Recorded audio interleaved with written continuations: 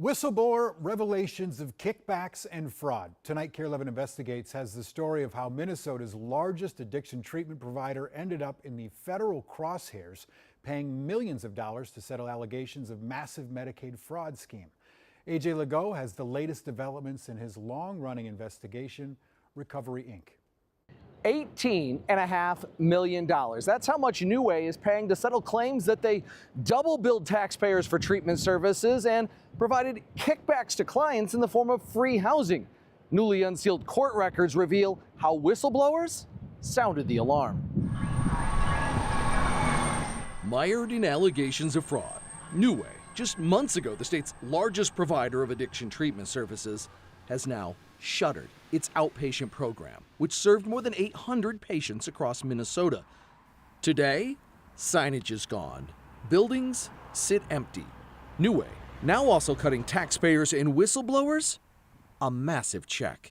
They had to pay $18.5 million to resolve this case. Minnesota Attorney General Keith Ellison, along with the United States Attorney's Office, announced they'd won the case settlement.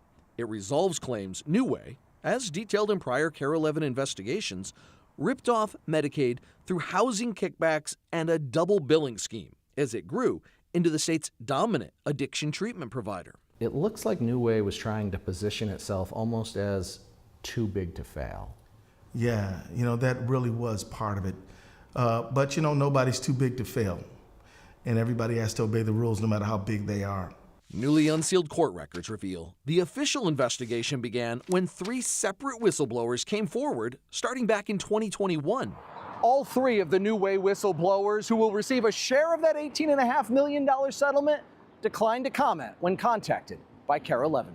Their allegations, as spelled out in court records, are damning. NUWAY's former CFO, John Marston, alleged deception and commoditization of client care through numerous schemes to inflate and falsify billing, resulting in excessive compensation. Example, the nonprofit's CEO, David Venice, demanding and receiving a luxury company car, a Mercedes-Benz worth approximately $200 grand. KARE's prior investigation revealed Venice made nearly $1 million a year. NUWAY's former revenue cycle director, Morgan Kluwander, also blew the whistle after discovering the complex double billing scheme NUWAY utilized to get paid for 4 hours of work in 2 hours. Clients were not receiving as many hours of treatment as taxpayers were paying for? That's right. That's exactly right. A VP at Minnesota Adult and Teen Challenge named Tim Walsh is the third whistleblower. He told the feds his competitor was overprescribing high-intensity outpatient treatment using free housing as an unlawful inducement. That means kickback. Is that a recipe for overbilling? It's a recipe, it's a petri dish, it's an environment where bad things are going to happen. NUWAY's attorney says he believes his clients violated no laws, but they decided to settle so they could focus on their mission of treating patients. They now focus solely on inpatient care, but most of their C-suite execs, including their $1 million a year CEO, David Venice, were let go. For KARE 11 Investigates, I'm AJ Legault.